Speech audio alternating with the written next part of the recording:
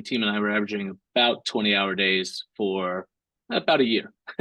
And inbounds mostly during the second incident, but also during the first in the sort of recon versus actions. When we got confirmation, the timing sucked because it was like December 22nd. And it wasn't an issue of burying the news. Literally 6 minutes after we got the confirmation from the cloud provider about the files being accessed that we were interested in, we hit the go button because we knew. Yeah. And so we notified. This is a 15-year-old product. So there's a lot of things that coulda, woulda, shoulda, and being a team that has the opportunity to build better on top of what we've already done, we just demonstrated that we took their feedback into consideration, helped them with any IR elements that they needed to do to be able to calm their business units, their customers, et cetera, and the security teams, and just continue to do the same. It's hard. You can't respond to every single Reddit in the universe, nor would you want to. Hi, everyone. Welcome back to another edition of the Future of Security Operations podcast. This week, I am delighted to be joined by Christofer Hoff, or Hoff. Hoff has over 30 years of experience in network and information security architecture, development, engineering, operations, and management, including security leadership roles at Bank of America, Citadel, and Juniper Networks. He's currently the Chief Secure Technology Officer at LastPass, a role that combines the duties of a CSO and CTO, while also serving on the board of the FIDO Alliance. I'm delighted to have you on the show. Welcome. Thanks, Thomas. Appreciate it. You have held a ton of roles, lots in AppSec, but also CTO and CISO in industries like banking and financial services. I guess to start, was there ever a grand career plan for where you wanted to go, where you wanted to take your career, or was it the case, I'm enjoying myself and let's just see where it goes? I think, to be fully transparent, given the gray in what's left of my beard or hair, I think the most appropriate way to answer this question relates to sort of the timing of and to some extent luck. So coming up in the sort of age of the really sort of birth of the commercial internet and everything that's brought, myself and many of my peers started out either being a system administrator, network administrator. The internet happened. We started connecting things to the internet. I started doing more and more security stuff. I ran my personal life and spare time, bulletin boards and all of the things that you would imagine that today would probably be classified as perhaps or at least frowned upon. But back then we were creative teenagers. And so I think it just rolled into a series of galvanizing my interests, things I was decent at, things that became opportunistic. So I wouldn't say there's really a clear career plan involved, other than following very interesting opportunities around emerging technologies that I found fascinating. And a lot of my latter parts of my career were actually, I was hired, I think I got 3 jobs from what I was doing when I was blogging, just because I would put topics out there and invite discourse, and it sort of happened organically. So no plan. I think, to your point, I pretty much just followed my interest and got lucky. What was it about security that interested you? I think it is the combination of the pace and sort of it just never stops. I have really bad ADD, and so being able to be distracted, if you could call it that, but also focused at the same time was fascinating. The ever expanding notion of what we mean by security or information security has likewise just exploded, right? It's become such a diverse field or fields. And so the ability to specialize in certain things, but really the ability to get and gain so much experience across such a broad set of pathways you mentioned AppSec, but there's application security, there's infrastructure stuff, there's networking, there's identity, human behavior. It's an amazing opportunity if you can deal with, if you can be comfortable being uncomfortable. So I love the challenge. I love the human element. I love the creativity, science, and artistry. And just basically how we struggle as a society to deal with the advancements in technology and all that brings. It's pretty amazing. I love it. Yeah, it's not often I hear like creativity, science, and artistry when I'm thinking about security. It's a nice and almost philosophical way of thinking about it. Yeah. You're totally right when you say like what we mean by security keeps on expanding, and it was reasonably narrow. But like you seem to have taken it to, if you'll forgive me, to new extremes, where you've created a role that's like a chief security technology officer, where you're saying the role of security is like now the role of the technology officer. I'm butchering that a little bit, but can you share how you got that role? Yeah. First, I it's not a new concept, and I'm not the first to do it. I'm not even sure I'm the first to use that title. But what what was clear to me is that um, when you look at all sorts of fascinating debates on LinkedIn, where security professionals of much depending on their ilk will espouse the fact that security is the department of no and shouldn't be, we should say yes, we should enable the business. Hmm. All of that, I think, is code for being able to understand the environment that you're operating in and realize that if you are in the space of developing and delivering technology of any sort, hardware, software, combination services, um, you must understand and be able to bring the people that create that technology along for the ride and get them to at least enroll them in the problem and allow them to participate in the solution of making things as secure as you can. We see lots of great efforts and guidance from folks like, the organizations like CISA and what Janice Chilly's doing around secure by design, Hmm. and the like. But in many cases, what I found is in companies that have either centralized security teams or distributed security teams, whether it be in financial services or network security equipment makers, you have a corporate security team that is in many cases disconnected from not only the product that they build. They might use it internally, but they're not necessarily they're not accountable or responsible for the security of the product itself. And yet in many cases they have to pitch in and help secure the environment that delivers the service, even if there are dedicated teams.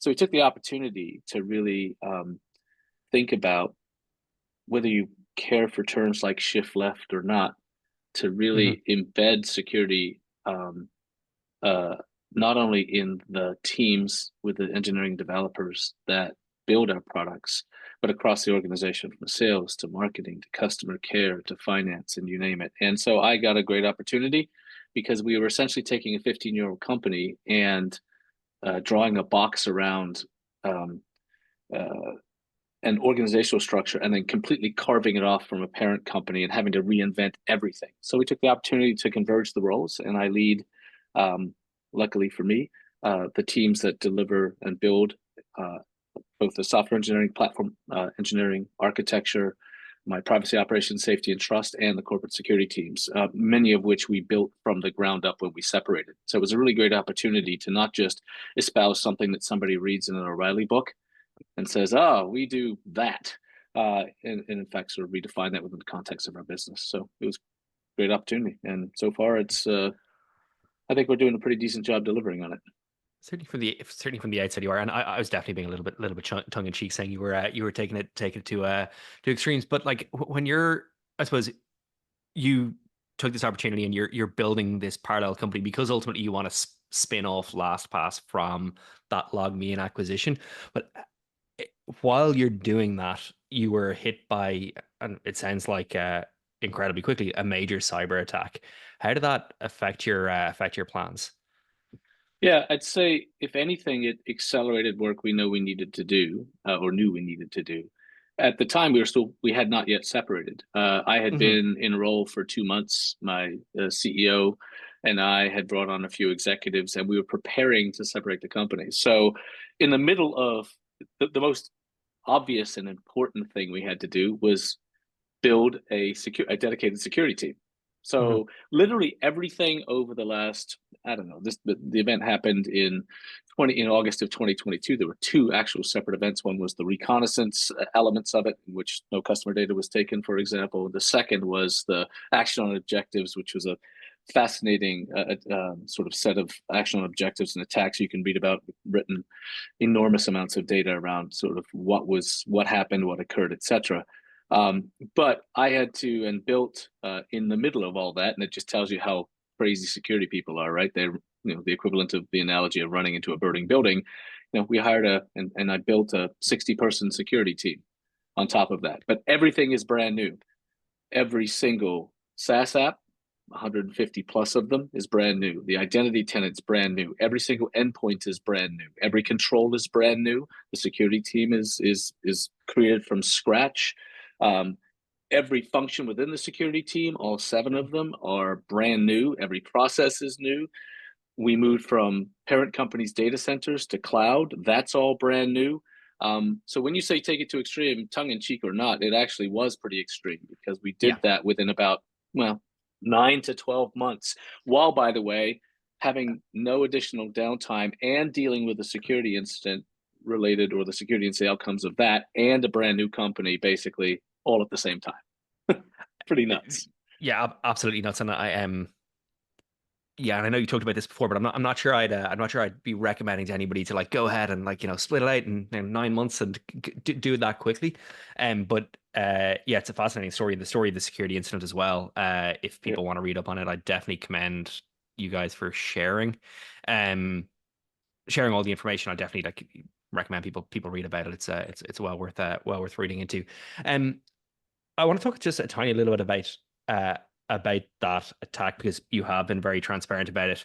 And it's very rare for a security team to post a cyber attack, both be transparent about it, but also come out actually looking positive in their response to it. Can you share about some of the things that you did right during it?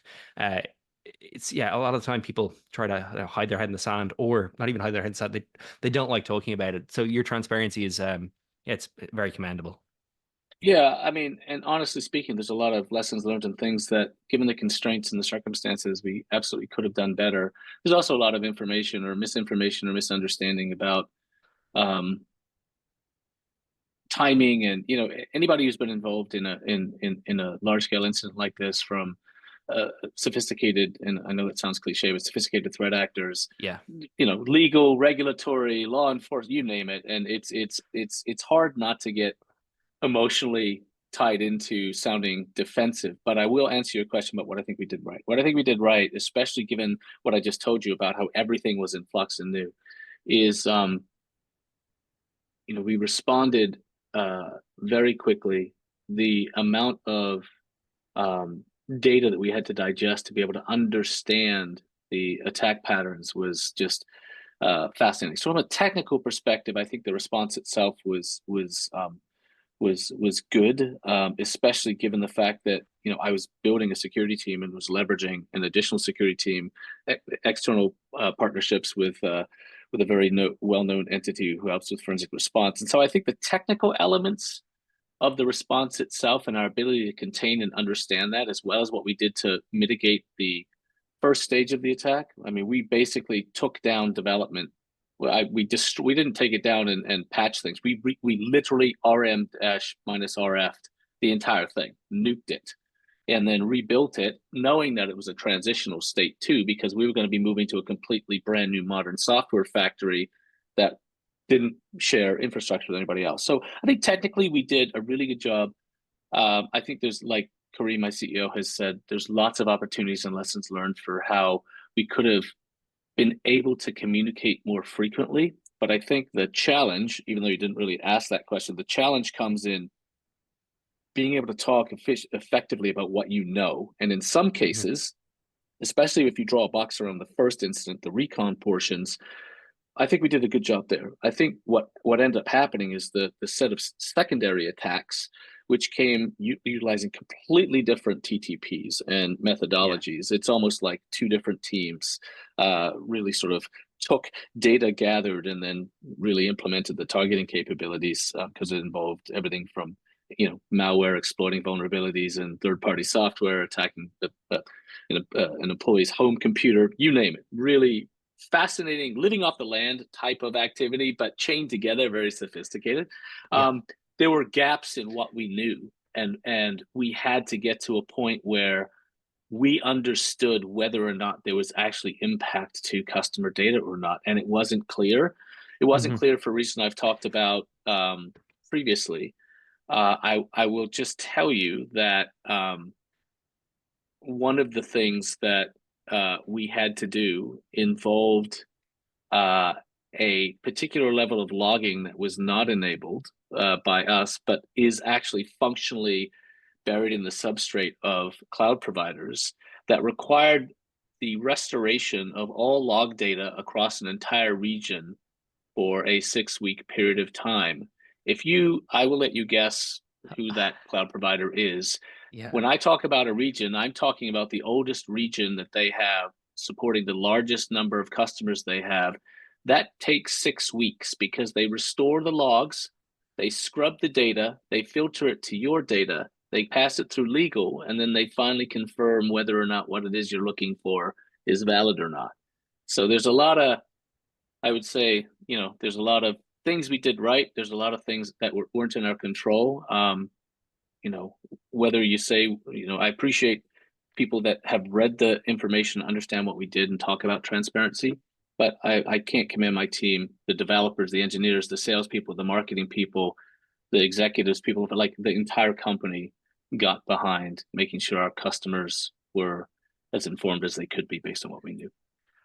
It's incredible story, and like again, yeah, definitely worth reading. There's an element of like I've been through my fair share of breaches. I've been through those conversations where you're front page of the news and you're defensive and you're hurting and you want to share those. I think in the case of LastPass, there's a huge amount of like customer trust, and not just like end user trust, enterprise trust involved as well. Yeah. So it's kind of makes it extra, I suppose, extra critical to get it right, but also extra, tough. The crown jewels are like everything, and everything to those customers. Like, how do you even have those conversations with marketing, with legal, to emphasize that actually the security community will appreciate this, instead of not. Yeah. So Certainly my experience was there, like, we shouldn't share anything. Oh, well, that was never an issue. And Kareem and I and the board, that never entered our mind. I mean, we wanted to be as accurate, useful, and timely as possible. I'll tell you, it's interesting because you use some words that are fascinating to me.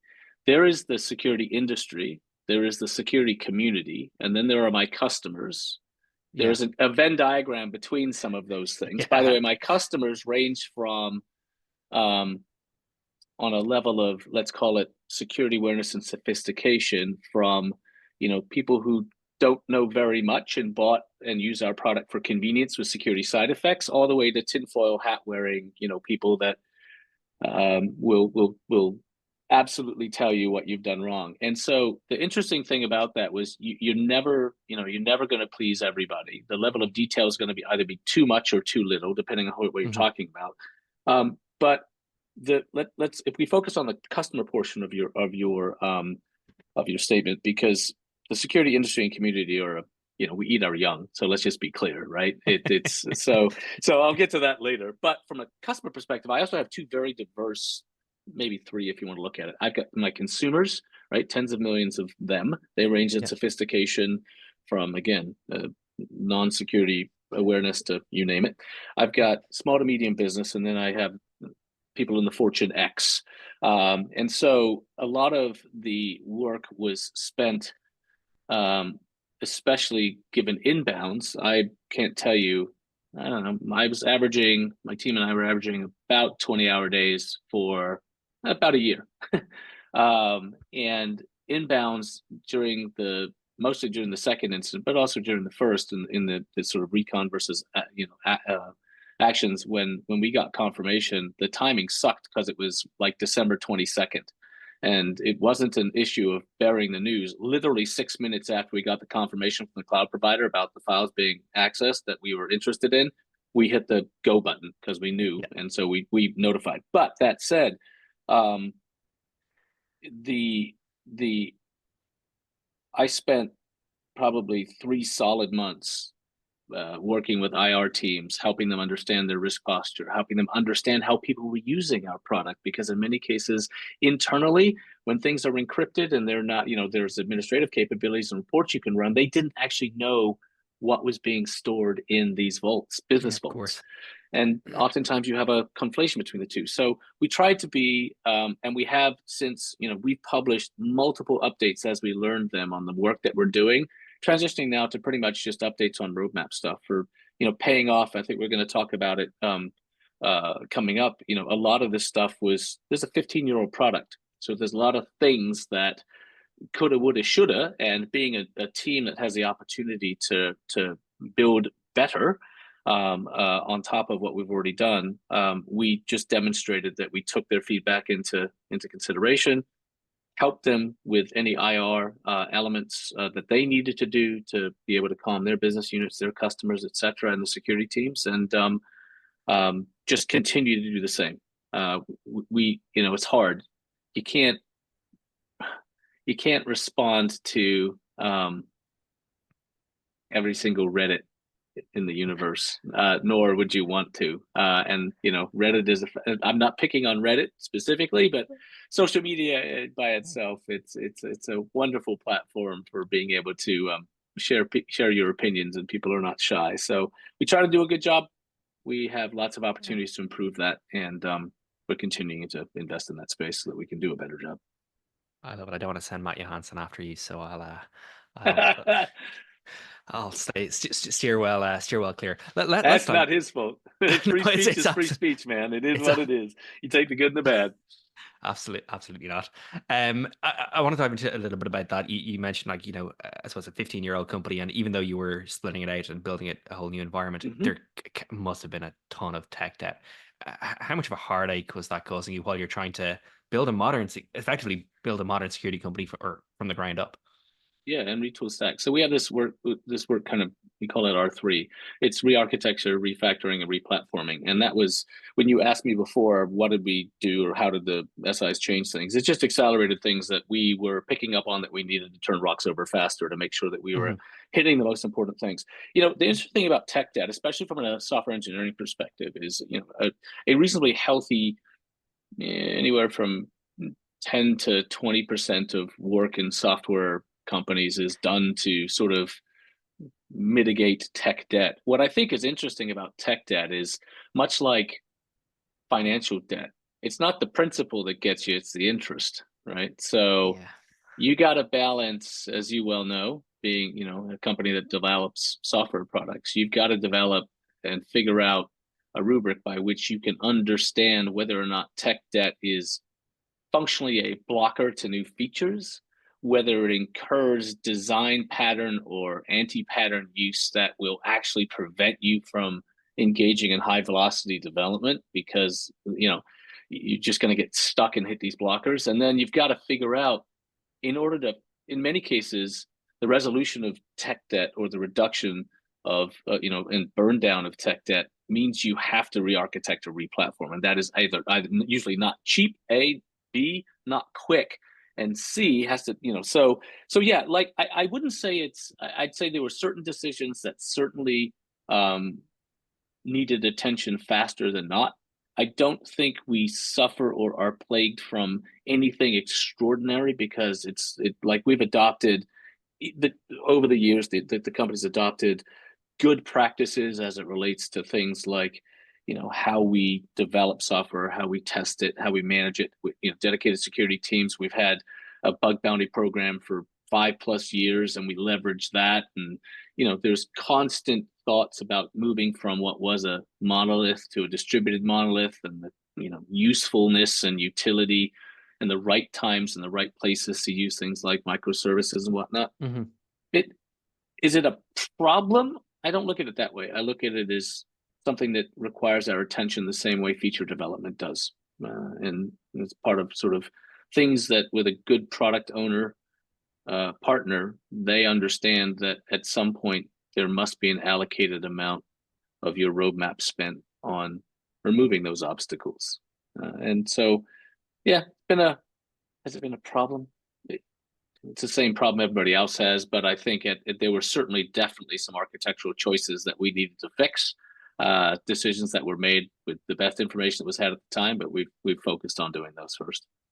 Yeah, I think the way you described it there obviously makes it a ton of sense, but even that phrase, it's not the principle, it's the interest that kills you. That's my bear case for AI developers, that I think like they can do a fantastic job, they can fix a whole lot of problems, but they're introducing a ton of tech debt because they don't know the full architecture, the full picture of what's going on, and it may work for yeah. Maybe this is an area we should avoid, but no. We're going to talk about it because I think at the end of the day we're going to need a whole separate podcast on this one. I think we should touch on that during this talk because I totally agree with you. Some really awesome opportunities, governed and targeted well. Some real challenges, if not, right? So. Do you want to dive in a little bit deeper there? Yeah, for sure. So, look,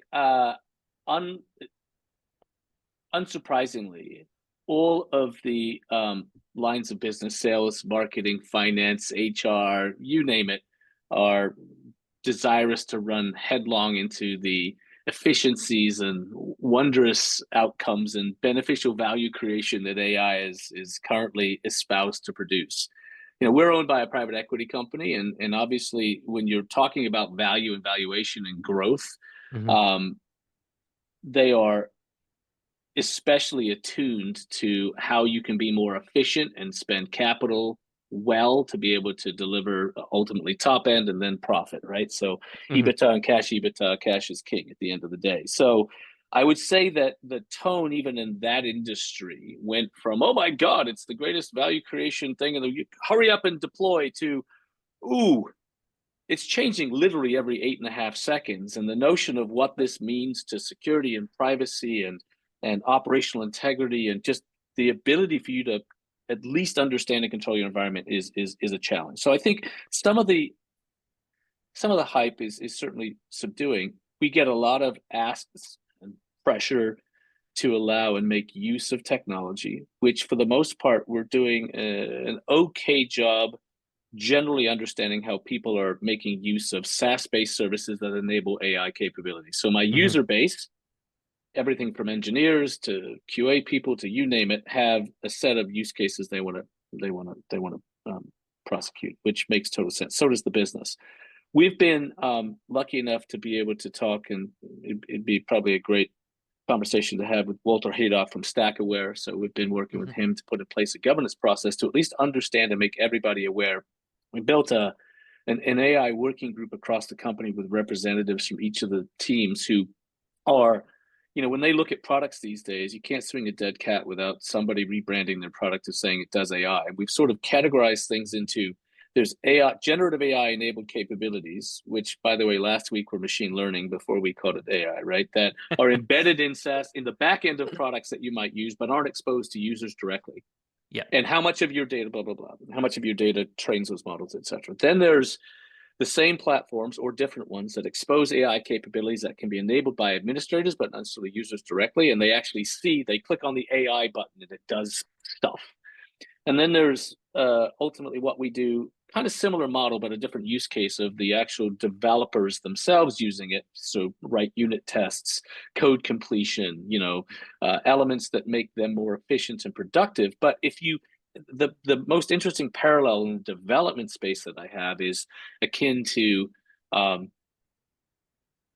the problem that we have of package managers and library dependencies and all of the issues around SBOMs, where you don't know what went into or where that data came from. It looks great on paper, it executes, it runs, but at some point your understanding of what it actually means is a challenge. So we're taking a very I think not cautious, but pragmatic approach to saying, yeah, look, this use case for what you're trying to do based on the data that it uses is probably pretty low risk to the company based on what we know about it. And I don't have a bunch of AI experts. I do have a team of architects and data scientists who are now tasked with helping assess those technologies, and then using StackAware's governance framework and some of these ISO standards and whatnot, we're able to come back and say, yeah, look, like, that extension you want to use, everything from a grammar checker that is literally transmitting everything you type to some third party and training on the things you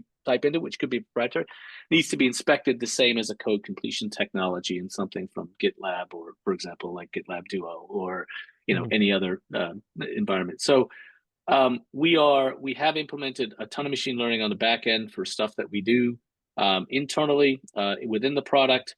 But we are being very, very cautious and thoughtful about how privacy frameworks, especially since we're a global company and we have to deal with everything from GDPR to EU rules on AI usage and the usage of that data and the right to be forgotten and all that stuff. Man, it's like I spend a lot of time in my spare time. I've got local instances of Olama, and I build stuff, and I understand how the technology is useful, but it's also pretty damn scary. Yeah, it's absolutely fascinating answer, and I love the depth of your thinking around it. But yeah, it's terrifying. It's in some ways, it's changing like everybody's lives. But like that the unknown effects are going to be are going to be terrifying over the next couple of years. I want to dive into just one thing that you touched on there, and I guess I'm jumping a little bit forward here, but that's that like area of browser security, which has been talked about a lot, but I think it's like over the last, I would say 3 or 4 months, there's been a ton more research, startups, people talking about it, and even focusing on it. And you just mentioned it just there because there's loads of people that are installing your ChatGPT plugins, and all of a sudden they're sending all data. Or even I saw with you guys, now all of a sudden browser security reviews are sources of like phishing campaigns and social engineering campaigns, which is just crackers. I suppose, how are your team approaching it? Is it challenging to even convince? My follow-on question is going to be like, especially considering LastPass is in many ways a browser plugin itself. Yeah. That's one component of what we do for sure. So the client modality pieces are fascinating on the browser side, because I have to support 6 different web browsers in 2 different modalities. One is just a native web app. The second is an SPA app that looks like a standalone compiled binary, which is basically an extension write once, used many times. It looks like a standalone desktop app. The third is the extension, right? The extension, it sits in your web browser, but like any extension that needs access, most people just click OK, and what they're saying is it can, our extension, any extension these days pretty much says I can look at anything you type and store and interact with, right? People, it's like reading the EULA. Nobody does. They go, okay.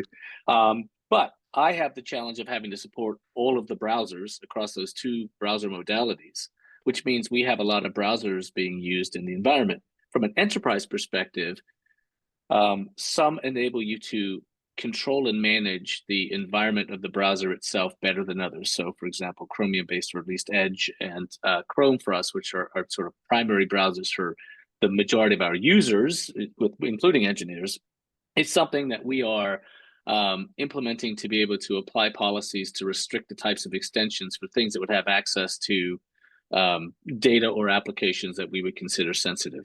At the same point in time, I've got to build environments that allow people, everything from product marketing to QA to engineering, to actually use these other browsers that aren't managed. So we have a bunch of, detective capabilities that look at how people are using things. We make use of, all traffic from our endpoints are ultimately proxied and tunneled. So we know, where traffic is going to. That includes extensions, right? So we can apply rules and policies that go from everything from the browser itself to, these SASE services at the edge, because we're a 100% remote company. So I apply controls on an endpoint, but I essentially proxy and tunnel traffic. The most interesting part, though, I think, about the industry's response is it's a very classical sort of security hamster sine wave of pain bell bottoms problem. What I mean by that, like every 10 years or so, bell bottoms comes back into style. So what does that mean now? We're seeing the second or third cycle of three different technologies in the browser space that are coming back into vogue. One is just basically browser isolation, where you're proxying everything you type. There's no DOM. You're essentially you're getting screen updates. Yeah, It's yeah, VDI yeah. for web browsing, right? Mm-hmm. Some infrastructure service or your own is basically proxying every request. And that breaks an awful lot of stuff, and it's also pretty interesting, and you can do it with selective policy. The second thing is the resurgence of enterprise browsers. Oh, don't use Chrome, don't use Edge, don't use this, don't use Firefox, don't use Safari. Use Enterprise Browser Co's version of it, which in some cases just has a bunch of isolation technology built in to be more restrictive, and or uses that same offloading capabilities too. And so I guess it was two. With the intersection, if you use both, it becomes three. So larger enterprises certainly have and continue to investigate capabilities like that. I know there are many still in the financial services realm that have enabled forced VPN capabilities, which means you can't even get out to the Internet, but using classical IPsec or TLS tunneled, similar to the SASE model, but they put millions of dollars of their own equipment at the edge. They tunnel everybody back through that, and they decide how they can split out identity and access. So it's as messy as it always was, and it's getting messier because you're at the whim of either a small startup or a large conglomerate. And for example, if you're somebody who has to build extensions, and you look at Google and MV3 and the thrashing that's had to go about by retooling your entire extension stack based on what a single vendor and requires, it's not an easy problem to solve. So I think we see the resurgence. That's a feature, not a market, in my estimation.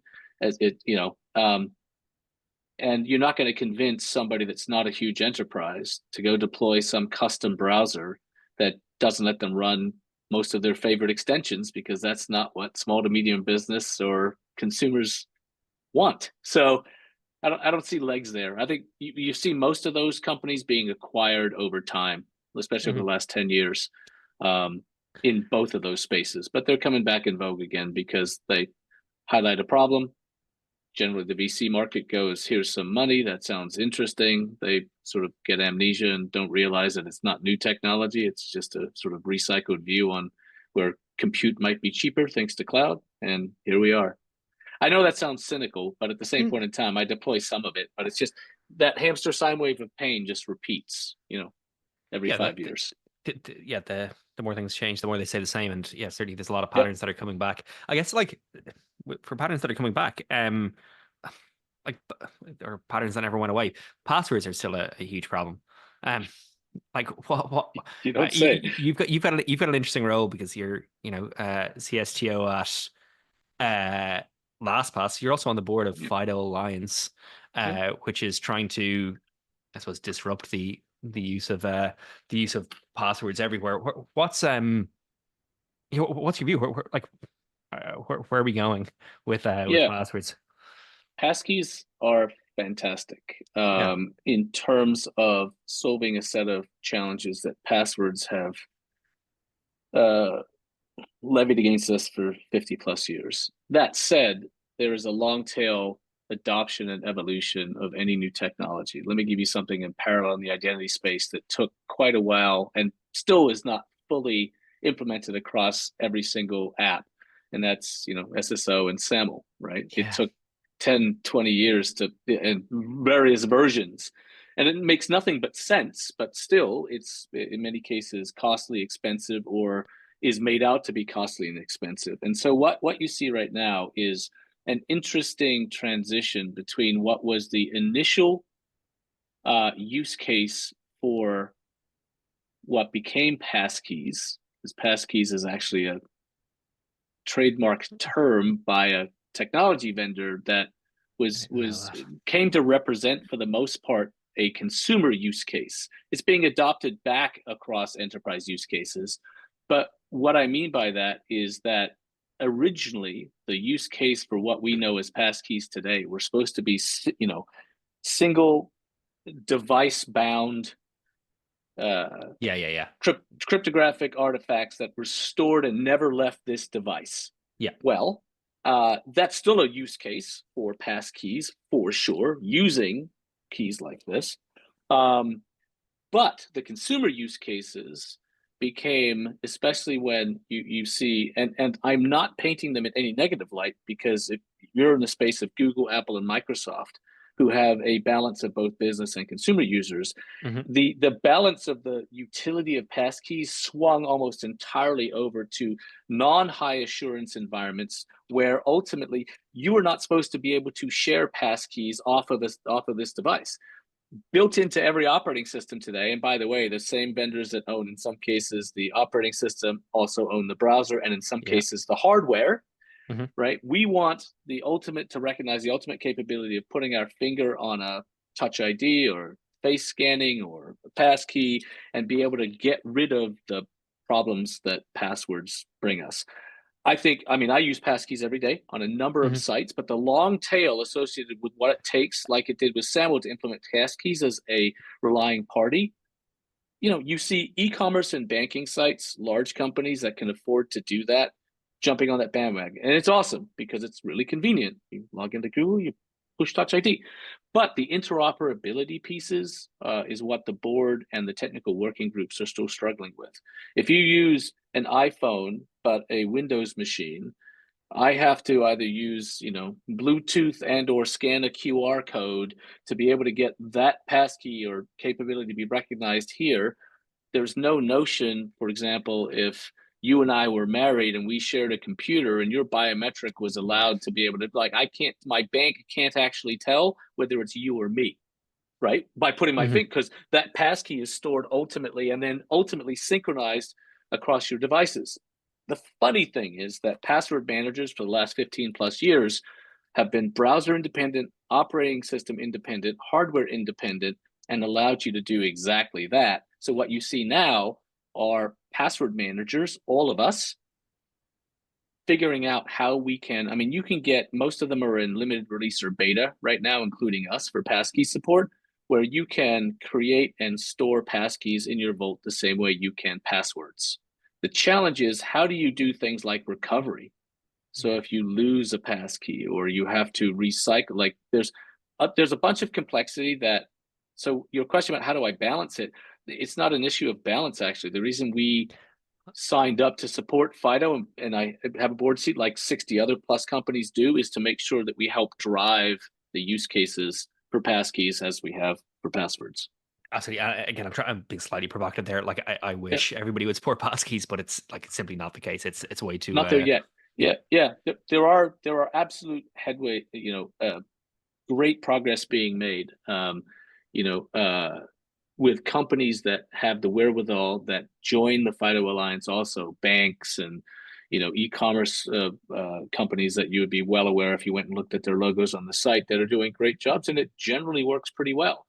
The challenge is some of those interoperability use cases, support use cases, still got work to do, but that, it's new technology. So I think at the end of the day, that's how I balance things, is making sure that we are aware and can influence those standards with use cases that balance the need for both high assurance, but also what people use our products for, right? Which is securely sharing credentials and secrets. As silly as that may sound to some people, where you shouldn't do that. Well, how do you think, this is the way the world works right now in this space? Passkeys are basically single bound or single use, right? Each relying party, essentially, each website, each property generates its own passkey tied to what ends up being the user/biometric that creates them. And that's fantastic. But the cool thing is, in this sort of model of public-private key portion, if they get popped, you don't get popped because it's not a shared secret, right? Anything that's a shared secret is no longer a secret anymore. So I know that sounds counterintuitive, but that's why passkeys are intriguing. Fully supportive. We've just got a ways to go to get there. And this may relate to passkeys, or maybe in general. If there's somebody, you've had the privilege of building a 60-person security team kind of from the ground up, but if you're somebody else is listening to this podcast, they'd love to be told, hey, you've got 60 headcount, and I know it's a completely different environment. But if somebody else is yeah, building a security team from the ground up, like what advice would you give them to start with? You know, what are, I don't want to say like low hanging fruit. Like, how did you approach it? How did you say, hey, here's what my priority is? That is a whole hour-long podcast. Yeah, it is. Yeah. I will be transparent in saying that 30 years of being in this business, most definitely at doing security at scale, definitely influenced what I knew we would need. I mean, LastPass is a company of about 900 people. Okay, so when you look at a team of 60, by the way, that is uncommon period to have a Uh, team that large.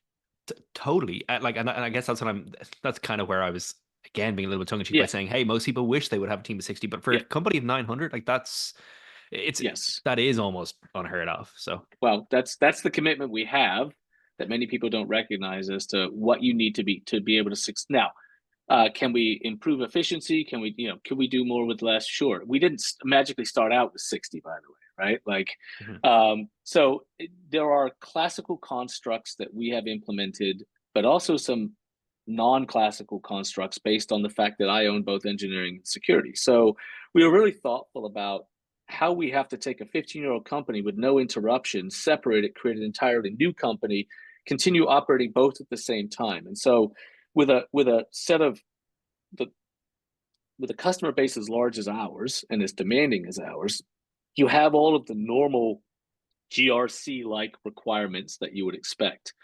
But the initial folks that we brought on board were really focused on detection engineering and making sure that with the data we had, we could stand up controls that gave us as much visibility as we wanted. So we invested there first. Luckily, I've got a great partnership with my IT teams who really own the identity, the IDP functionality of what we do with our identity provider. They work hand in hand with us of taking policies that we wanted, things like conditional access, YubiKey deployment, mhm, identity governance and administration. And so for them, after we built the detection engineering team, we really focused on identity and access management and entitlement. So we understood how mhm, people were using apps. Um, we broadened that to include, well, we have an automation team that is 100% all in on making use of your wonderful product. And this is not an ad for you, but that's why I'm here in the first place, right? That ultimately allows us to tie together disparate systems that in as much of itself would not be able to be integrated without a massively larger team. So we really worked on automating and interconnecting systems. We made some choices around our what would be considered a SOAR platform that the detection engineers then used for things like incident response. So I had a plan from day one. That number never changed in terms of how many people I knew we needed at a minimum to support the business, the number of customers, etc. And we scaled the teams as we could. But I will say, one of the most interesting teams that I have that many companies would think are a luxury, but I think are an absolute necessity, whether you have one of them or more, and we have three, is we built our threat intelligence, or we call them the time mhm, team, threat intelligence mitigation and escalation team, who leverage like all of the amazing threat intel tooling that you can use because I've got bad guys that attack my platform every single day. We get about 16 billion requests to the front end of our platform every month. Not all of them are good, right? And so that threat intelligence team really informs not only the rest of the security team, but the rest of the company. So I didn't really answer your question as to, gosh, how would I generically blueprint stuff? But, you've got GRC, the DART team, which does detection and automation and response. I've got my incident response team. I've got my attack surface team that manages vulnerabilities. I've got the time team. I've got an architecture team, security architecture team, which is heavily today heavily today stacked with crypto experts because we're a yeah, cryptography company that happens to, traffic and trust. Boy, who am I forgetting? Because I'm going to make somebody mad. But it's a classical structure, but each team only has, 4, 5, 6, maybe 9 people at most, and so we mhm, spend a lot of time cross training, and we've got accountable parties for certain things, but we really try to share capabilities and expand everybody's opportunities by taking their expertise and making T-shaped people, by giving them opportunities to be able to participate in all manner of the security decisions that go both on the enterprise and the product that we need to. So it's it's uncommon. It's not perfect. We've gone through lots of iterations, but the team couldn't ask for a better team. A bunch of crazy people that ran into a burning building and have helped build a pretty leading edge and pretty fantastic organization, to be honest. And are a pleasure to work with as well. When you're thinking about the future, like, yeah, what are your plans for your team? What are you thinking? Like, what are the areas of, you know, security operations that you're focusing on? Interestingly enough, it goes back to our statements about how the terrors of AI. The threat intel team was the first to start using GPT transformer-based technology to do tons of digests on threat intel that make it easy for us to target and consume stuff.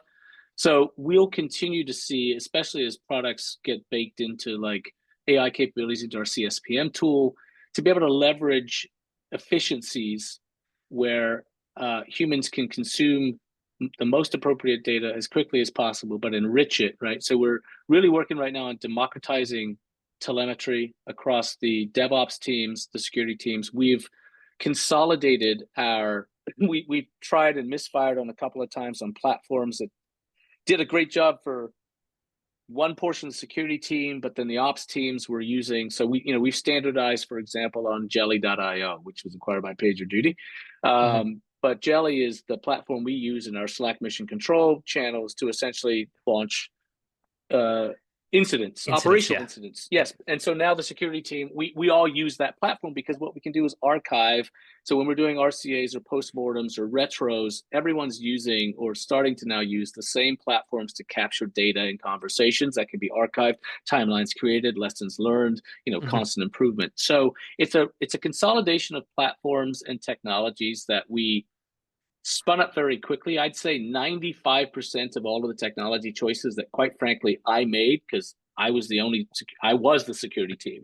So I outlaid a set of structures and technologies that I knew worked at scale, and then figured out how to afford them, that we've put in place that allows us to really leverage efficiency. But the security operations teams now, we've got to figure out how we really do capitalize on that notion that we started off the conversation was about, sort of how do I blend the CTO functions of engineering and development and platform operations, and how we get developers to think about writing even better, more secure code, even with the modern security software factory that we have. We have a dedicated team that just does AppSec for obvious reasons, but it's really around harmonization and leveraging fewer tools with better fidelity to enable better velocity, both for development, but also for detecting things quicker and dispatching them. So not an uncommon story, but I'm gonna go back and somewhat embarrass you, and you'll go like, this wasn't supposed to be an ad. But I'll tell you that again, you've heard me. I mean, most people have heard me talk. I was on Anton Chuvakin's podcast, the Google Cloud Security podcast, where I talked about Tines and how invaluable it is to us. It just allows and democratizes the ability to quickly stitch together disparate systems and things that we would not have the opportunity to do otherwise. And we'll be investing more in enabling that capability, because the more people can take what would be potentially unrelated things, leverage AI, leverage the capabilities that exist in platforms like yours, just the better we all become. So it's refinement, not really any left-hand turns in terms of our strategy or execution. Thank you for those kind words. I really appreciate it. But yeah, absolutely. There's no I'd like everyone to know there is. I try not to shill in any way, shape, or form on this. So thank you. You do, and I apologize for doing it for you. But again, unadulterated fanboy, and there's a reason for that. So anyway, we'll just leave it there and leave there. I guess like very last question, which is another hour-long podcast on its own. Like, thinking about the security industry in 5 years' time, what change would you like to see? It's so exhausting of a question. I'm sorry. It's just, I mean, having 30 years, right? So if you take it in 5-year chunks, that's six cycles. It's just, I mean, everyone's like, oh, You just sound so negative and grumpy. The change I would like to see is less change, but that's never going to happen. So I think, if anything, it is a re-envisioning of capabilities that take into consideration how fast the security landscape has changed. I'll give you one tiny example. We're still talking about SOCs, security operation centers. Mm-hmm. That's batshit crazy when you think about the fact that I don't have a center to be like, the C for me is a capability, right? Security operational capability. Because we're all remote. We don't have offices in the classical sense. We don't gather in one place. And so what that leads to is, again, a re-envisioning of both what people do, how they do it to be maximally effective, and probably it will lead to, especially with what we're seeing with even, let's say, 10% of the promise of generative AI, a more efficient way of, at least from a security operations perspective and engineering perspective, to conduct ourselves. The problem that exists, however, is there's a constant ebb and flow of problems that show up, new startups show up to address them. A good percentage of them die off. Those that survive end up getting consolidated into larger platforms. And then a provider that used to do X now invents a new Gartner category in their dodecahedron of enchantment or whatever it's called. And it becomes and so the problem is that I just don't have the toxic positivity, as I call it, to think that will ever change, because it hasn't in 30 years. So, and what's old is new again. So yes, I am officially old and a grumpy gray beard, and I'm the guy I used to laugh about, but simultaneously idolize at the same time when I was coming up. I just want us to realize that at the end of the day, security is still a human factors problem, period. You can write all the great code you want, but at the end of the day, until we're all replaced by agents, which I'm told is going to be next week anyway, depending upon which. I thought it happened last week. Yeah, I thought it happened last week. Yes. But I do think being able to what that translates to me is there's a whole new generation of people, and I see it all the time, asking, how do I get into cybersecurity? And I half the time I'm like, man, don't. It's a grueling, unforgiving, we eat our own young kind of scenario. But at the same point in time, man, it's so rife with opportunity, but it's become so diverse that it's hard to get, like, how do we get at this next generation of folks and provide them with opportunities to add value? This is where I think technology like Gen AI actually will help level the entry playing field, because now, instead of having to learn a particular platform or technology, totally, you've got this abstraction layer. And so that I am excited about. That's why I created, a STEAM conference 15 years ago. And, Hackett was the name of it. We also co-founded DEF CON Kids to get kids channeled to use their energy and capabilities in a positive light from security versus just going to the dark side. But I wish it would slow down, but it's not going to. You asked what I would like. What I would like and what I'm going to get are two different things. So, all right, yeah, absolutely fascinating way to end. And I really appreciate you. Coming on. Unfortunately, that is all we're going to have time for. But thank you. Yeah, thanks so much for coming on. If people want to follow your journey, what's the best way to do it? Well, I stopped blogging 10 years ago when I moved from the Valley to a bank. And you can find my old stuff at Rational Survivability. But I enjoy shit posting on LinkedIn these days, which is pretty much it, because I'm abandoning most other social media because for obvious reasons. So I don't know. Look at LinkedIn and have a laugh every once in a while. Don't take me seriously, because I don't. So I love it, dragging down LinkedIn like the rest of us. Oh yeah. Thanks so much for coming on, and I hope we have you on again at some stage in the future, and I'll definitely Thank you. definitely stay in touch. Thanks so much. Thanks.